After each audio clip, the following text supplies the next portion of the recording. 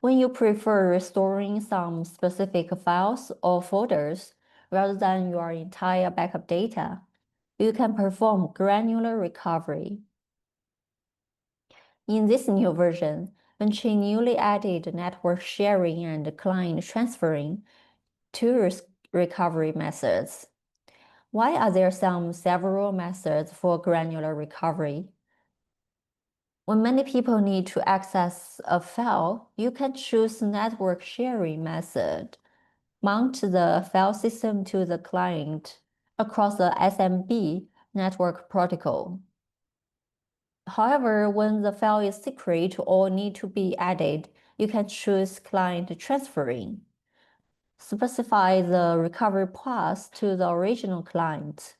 In this case, file permission and attributes can be recovered to ensure file availability.